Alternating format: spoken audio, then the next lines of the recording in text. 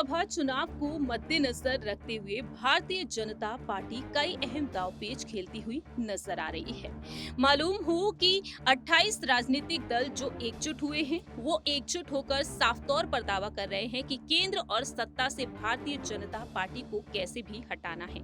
लेकिन इस गठबंधन से अलग है बहुजन समाज पार्टी की सुप्रीमो मायावती। ऐसे में देखा जाए तो न सिर्फ मायावती बीजेपी के निशाने पर हैं, बल्कि बाकी के 28 राजनीतिक दलों के भी, क्योंकि बात अब यहाँ पर है दलित वोट बैंक को लेकर। जी हाँ, यूपी की सियासत में एक बड़ा सियासी उलटफेर करने के लिए बीजेपी ने बड़ी अहम रणनीति बनाई है और इसी बीच अब उत्तर प्रदेश से उप मुख्यमंत्री ब्रजेश पाठक ने बीजेपी के प्लान को लेकर खुलासा कर दिया है। दरअसल लोकसभा चुनाव से पहले दलित वोट बैंक को साधने के लिए राजनीतिक पार्टियां जुट चुकी हैं। यूपी में बहुजन समाज पार्टी को दलितों का समर्थन मिलता रहा है और कोर वोट बैंक जो है वो यहाँ पर मायावती के साथ में नजर आया है। ऐसे में देखा जाए तो इन वोट बैंक में सेंध लगाने के लिए न सिर्फ बीजेपी पार्टी आगे आ रही है, बल्कि कांग्रेस पार्टी भी। यूपी में दलित आबादी का प्रतिशत तकरीबन 22 है।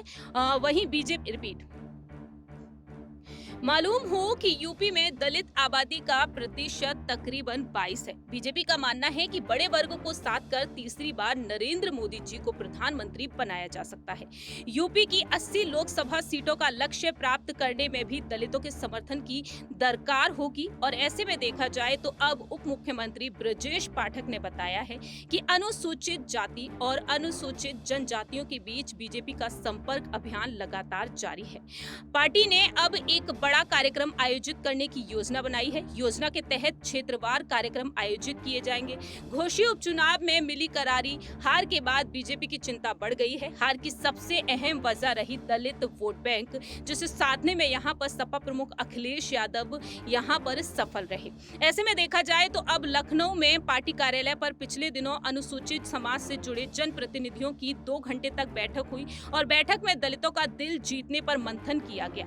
दलित वोट बैंक को साधने के लिए यहाँ पर तमाम अहम रणनीतियां बनाई जा रही हैं। आपको जानकारी दे दें कि अब जो सम्मेलन आयोजित किया जाएगा, उस सम्मेलन में अनुसूचित समाज की अलग अलग बिरादरी को बीजेपी सरकार की उपलब्धियों को बताया जाएगा। दलित की समस्याओं को भी जानने की कोशिश की जाएगी। तो इस तरह से देखा जाए तो बीजेपी ने यहाँ पर केंद्र में वापसी की तैयारी के लिए ये अहम रणनीति बना ली है। देखते हैं कि यूपी की 80 लोकसभा सीटों पर बीजेपी किस तरीके से जीत हासिल करती हुई नजर आएगी और आखिरकार बहुजन समाज पार्टी की सुप्रीमो मायावती का क्या कुछ अहम फैसला होगा, क्योंकि वह साफ कर चुकी हैं कि विधानसभा चुनाव हो चाहे लोकसभा चुनाव हो, लेकिन उनकी पार्टी अकेली ही चुनाव लड़ेगी।